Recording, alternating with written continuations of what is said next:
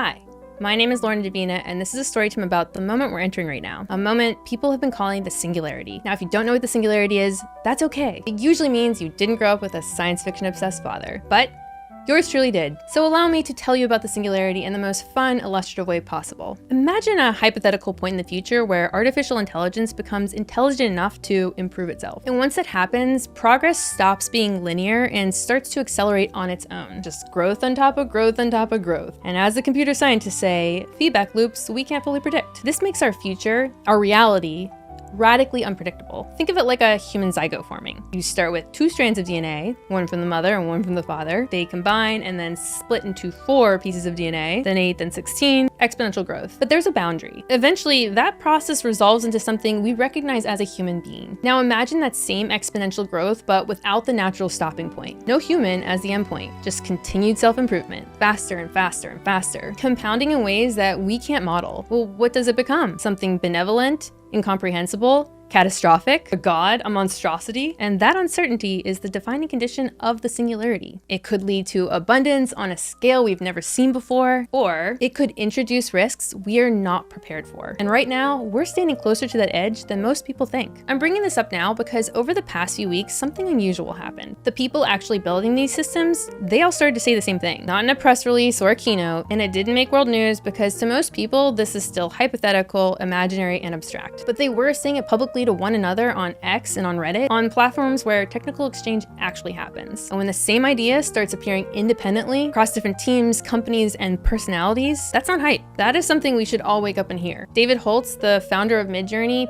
posted that over the holidays, he did more personal coding than he has in the past 10 years. He wrote, "I can see the limitations, but I know nothing's gonna be the same anymore." Elon Musk replied, "We have entered the singularity," and followed it with, "2026 is the year of the singularity." Then Jana Dogan, a principal engineer on Google's Gemini API team, posted something that went quietly viral. She wrote, "I'm not joking, and this isn't funny. We've been trying to build distributed agent orchestrators for over a year. I described the problem to Claude Code, and it generated what we built last year in about an hour. Over 5 million people saw this." And Boris Cherny, one of the creators of Claude Code, confirmed that nearly all of his current contributions are written by the system itself. Not 10%, not half. Almost all of it. Okay, now stop. I know what at least half of you are thinking. Who gave these people the right to play 4D chess with the future of humanity? This is all reckless, it's hype, it's ego. I get it. And I agree. Honestly, I almost didn't want to say any of these people's names out loud because loud personalities have a way of swallowing quiet, important observations. And I'm not interested in feeding the algorithm with outrage, but I have to say it anyway. Not because of politics or personalities, but because of position. When people at the center of technological development, people who are inside what is effectively a modern day Manhattan Project, start saying the same thing at the same time, you don't argue with the messenger. You ask a different question. Why are they telling us this now? The idea of the singularity isn't new, it's been around for decades. What's new is the tone. To me, this doesn't sound like marketing or people trying to hype up their products. It sounds to me like builders realizing what they're building is moving faster than their intuition. Ignoring that would be like ignoring Oppenheimer or Einstein when they became uneasy about the implications of their own work. And that's why, in my view, this is not a tech conversation anymore. It's a reality conversation, a human conversation. I mean, is this it? Is this the moment where everything accelerates into abundance? Or is this the moment we all start to realize we no longer understand the systems we're inside? I don't know. But pretending like this isn't happening is no longer a serious option. Now, as an artist and director, I am not naturally wired for systems thinking. And by systems thinking, I mean seeing how a lot of moving parts interact over time. Feedback loops, second order effects, cascading consequences. And it's not because I can't understand it, it's because it's almost always taught in a language that just doesn't work for me. Typically, these concepts are taught through math or abstract models or white papers. Now, if someone made an illustrated version of systems thinking, I'd be good to go and probably understand it instantly. Which is lucky because my partner is a computer scientist and software engineer. He's exceptionally good at spotting patterns and complex systems that later turn out to be uncomfortably true. I mean, that's literally his job. So when AI researchers, engineers, economists all start circling the same idea, the singularity, he helps me see the structure behind it. He also thinks we've crossed into it. But for him, the question isn't, has the singularity begun? But what kind of singularity are we in? And this is me, very much an artist, trying to translate that moment for you now. Not to convince you or scare you, just to say something fundamentally has shifted, and whether that turns into catastrophe or abundance, That's the part that's still being written. In Reno's head, there are two very clear kinds of singularity we might have just entered. Option A, fast takeoff. This is recursive self-improvement. AI gets smart enough to make itself smarter, which makes it smarter faster, which makes it smarter faster still. The curve goes vertical, and this is the sci-fi version. The one where you wake up one morning and everything is different. New rules, new power structures, new reality, and no time to adjust. Option B, the boiling frog. Now, this is sometimes referred to as the gentle singularity. Change accelerates, but incrementally. Each week is only slightly weirder than the last. It always looks vertical when you look forward and flat when you look backwards. You don't feel the moment it begins, you only recognize it later,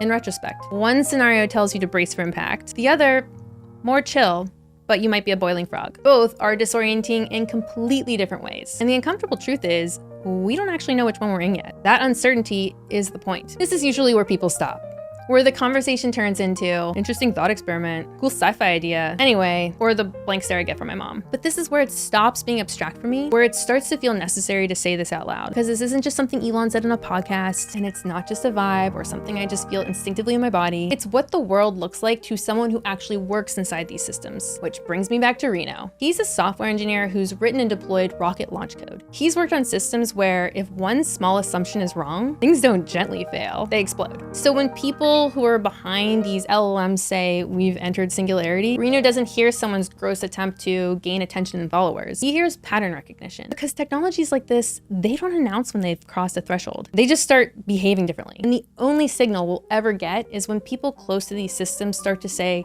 something has changed. That's why comments from the people building this system matter. Not because they're always right or because we should trust them blindly, but because this moment is too big to ignore just because the messenger is complicated. Now, I tend to err on the optimistic side of all of this. And if I could predict anything, if I could pick a future, I'd pick this one. All your life, you've been told a story. It's a comforting one. Time is linear, it moves forward. You're born, you age, you die. A book has a beginning, a middle, and an end. You get the idea. But what if, once we've crossed into something like the singularity and technology keeps expanding our understanding of the universe and life itself, what if even the idea of time is suddenly up for grabs? What if our understanding of life and death suddenly starts to change? As an artist and director, and honestly just a curious human being, I've always been curious about how feeling turns into art. You see something beautiful or strange or meaningful, and it just grips you. You don't decide to translate it, you just have to. That experience, the one we all recognize but rarely unpack, is what we call awe. That quiet, overwhelming sense that the universe is bigger, stranger, and more beautiful than we can fully hold. And if you sit with it long enough, you start to realize how absolutely absurd it is. Light hits the eye. Photons. Photons move through rods and cones. Tissues, signals just pass through this mushy brain sac. And yet somehow, you know you're looking at a flower and not a cup of coffee. That process is so complex, so deep, that we don't consciously think about it. We can't. It would overwhelm us beyond functionality. So awe just sits there, unexamined, felt but not fully understood. And I think that's starting to change. I think the filter is cracking. I think we might be on the verge of understanding awe itself, why we experience it, what purpose it serves, what it's doing to us inside. The way early astronomers began to understand the stars, or the way humanity once realized the Earth wasn't flat. That's what an abundant singularity could look like if we don't, get exterminated first. There's something I don't usually bring up because it sounds kind of cringy, but enough people have pointed it out in my life that it feels sort of honest to say now. I'm pretty sure I'm synesthetic. For me, numbers have colors. Colors have sound, and sounds have shapes. And sometimes when I imagine a future that's abundant, this kind of layered perception, it won't be rare, it'll be shared. Not because people suddenly want to be synesthetic, but because our capacity to experience it expands. Imagine tasting music, or seeing sound, feeling meaning in 4 dimensions instead of 3. This isn't chaos, it's clarity. The kind that comes from finally answering questions you never thought you'd get a chance to ask. Anyway, this is why I'm sharing these thoughts. For myself, for my son who may wonder what it was like to live through this moment, this turning point to singularity, and also to connect with others who also sense something fundamental is shifting, even if we don't have the language for it yet. I just hope the future we're headed towards is abundance and not obliteration. If any of this resonates, hang out in the comments, subscribe to stay in touch. I'd love to hear what you think. Bye for now.